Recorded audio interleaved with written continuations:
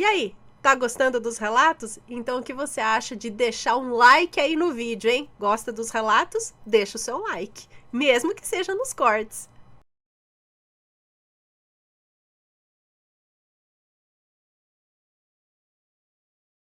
Olá, assombrados! Eu sou a Ana Paula e vou contar um relato para vocês. Meu primeiro filho.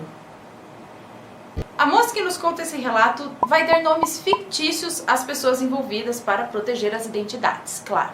Ela conta que conheceu o marido dela ainda na escola. Ele era o professor de educação física dela. Ele tinha 35 anos e ela tinha 16. Depois de algum tempo, eles começaram a se gostar e algumas semanas depois, ele contou pra ela que ele era casado. Ela disse que quase pirou, mas ela achava muito desrespeito sair com um homem casado. E diz que nesse ponto ela é chata mesmo. Chata não, você é certa. Mas ele disse que ia se separar da esposa e que ia ficar com ela. E como ela era totalmente apaixonada nele, ela disse que só dessa forma é que ela ficaria com ele, se ele se separasse da esposa.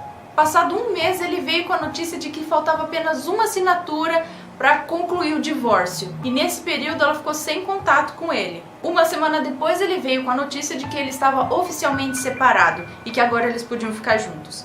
Ele já tinha 2 filhos com a ex-mulher. No começo do namoro, ela percebeu que a ex-mulher dele ficou meio depressiva por conta da separação. Ela disse que ela percebia isso porque tinha contato com os filhos dele, por isso vira e mexe ela também via a ex-esposa dele. Mas até aí, tudo bem, é normal, né?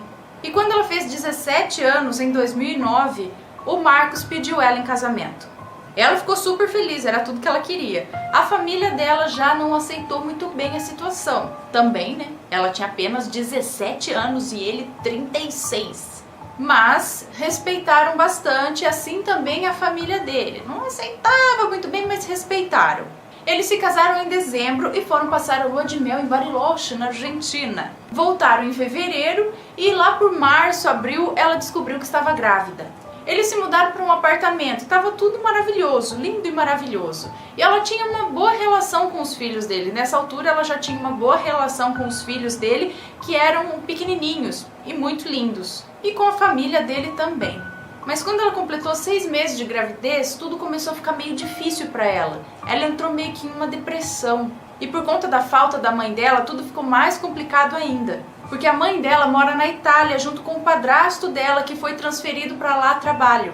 Sendo assim, ela chamou a Dedé, uma moça que trabalhou por muitos anos na casa da avó dela e que agora ela chamou para trabalhar na casa com ela para ajudar nessa vida de casada e agora grávida. O bebê dela nasceu aos 8 meses e 2 semanas de gravidez. Ela ficou maravilhada porque é o que ela sempre quis na vida, é ser mãe. E o Gabriel, o filho dela, disse que é um presente na vida dela. Porém, depois de ter o bebê, quando ela voltou para casa, ela sentiu uma energia muito ruim lá.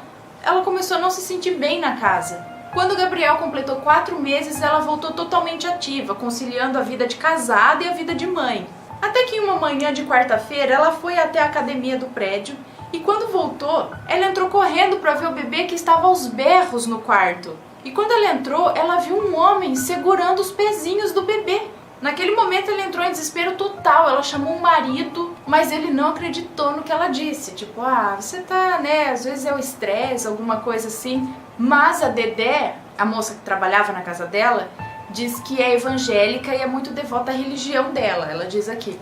E ela diz que já havia sentido também uma energia muito ruim dentro do apartamento deles. No dia seguinte, pela manhã, ela diz que tinha que sair para resolver uns problemas no trabalho que ela ia começar. E pediu para Dedé ficar com o filho dela por umas 2 horas, mais ou menos. Ela não podia deixar com o marido porque ele saía cedo para trabalhar nas quintas-feiras. Então ela foi tomar banho para se arrumar para sair, enquanto isso a Dedé foi arrumar o quartinho do bebê. Quando ela ouve a porta bater, ouve a Dedé gritar e aos prantos. Então ela correu desesperada pro quarto e viu a Dedé carregando o bebê, chorando e apontando pro berço dele e falando: "Ele tá aí". E ela diz que sinceramente ela nunca viu a Dedé chorando e uma mulher na idade dela não iria mentir uma coisa dessas. Então ela acalmou a Dedé, acalmou o bebê e ficou tão atordoada que ela nem saiu para a entrevista de emprego que ela ia fazer. E elas foram pra cozinha e a Dedé foi logo falando que ela tinha que fazer alguma coisa, que senão alguma coisa ia acontecer com o Gabriel, o filho dela. Que ela sentia que tinha alguma coisa querendo pegar o Gabriel. E depois que a Dedé disse isso, ela disse que o coração dela gelou e ela não sabia o que fazer. Então ela ligou pra mãe dela, contou tudo e a mãe dela falou que ela precisava ir numa rezadeira levar o menino. Mas ela disse que no fundo ela sabia que não era isso que ela tinha que fazer.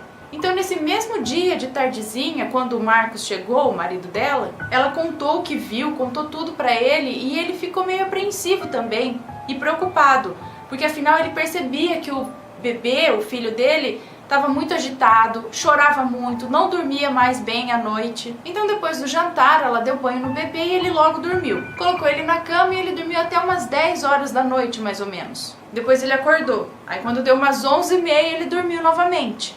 A impressão que dava é que o bebê estava morrendo de sono, mas que tinha medo de dormir. Então ela ajeitou tudo, colocou o bebê no quarto e ela foi dormir também. Então quando deu umas 3h50 da noite, mais ou menos, 10 para as 4 da manhã, por aí, o bebê começou a chorar no quarto dele e ela ia levantar para ver o que era. Então o marido dela falou que não, que ela podia ficar deitada, que ele levantaria e iria até o quarto do bebê. De repente, o Marcos, o marido dela, voltou com o Gabriel no colo com uma cara totalmente assustada e dizia pra ela que ele tinha visto o fantasma. Ele viu o fantasma no quarto do bebê. E era perceptível ver que o Marcos ficou totalmente assustado com aquilo. Então eles fecharam a porta e colocaram o Gabriel pra dormir na cama com eles e a partir daquele momento ela ficou totalmente alerta.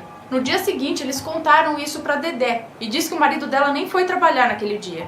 Então a Dedé disse que poderia ligar para o pastor da igreja dela e ele viria para lá, pro apartamento dela, para ver o que estava acontecendo, fazer uma oração e tal. E ela ligou e horas depois o pastor já veio. E ele foi até o quarto do bebê e ela não precisou dizer nada a ele. Ele já começou a fazer uma oração ali. E logo depois da oração ele disse que haviam feito um trabalho, uma macumba, para ela e para o bebê. E mais, o pastor pediu para mexer no berço, porque disse que embaixo do colchão havia uma caixinha. Ela ficou espantada, porque ela sempre mexeu ali em tudo e nunca viu uma caixinha embaixo do berço. Embaixo do colchão do berço, como que ele ia saber? Então eles levantaram o colchão e havia ali mesmo uma caixinha. Então o pastor pegou a caixinha e disse: tá aí o nosso problema. Ele abriu a caixinha e dentro dela havia um cordão umbilical, sangue, um pouquinho de terra e o nome dela e do Gabriel. E o pastor disse mais ainda.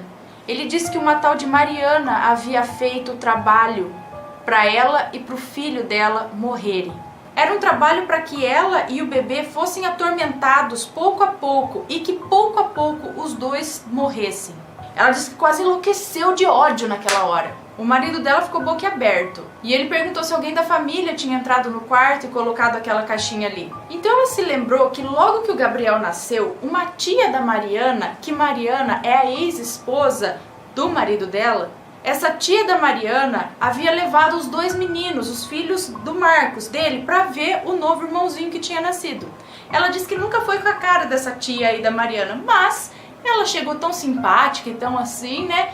Que é óbvio, ela chamou para entrar e ela disse que queria ver o quarto do neném. E como os dois filhos do Marcos são muito agitados, ela disse que ficou ali na sala, tal, olhando os meninos que não paravam. Enquanto isso, essa tia da Mariana foi sozinha até o quarto do bebê e provavelmente implantou ali a caixinha. Depois de mais um pouco de oração, o pastor disse que eles precisavam ser fortes, porque muita coisa ainda ia acontecer. E uma coisa que disse que a deixou com a pulga atrás da orelha foi quando o pastor carregou o Gabriel no colo e disse: esse loirinho aqui é mais do que um presente de Deus. Esses olhinhos azuis veem coisas que não vemos. Mas ela não ligou muito, na hora.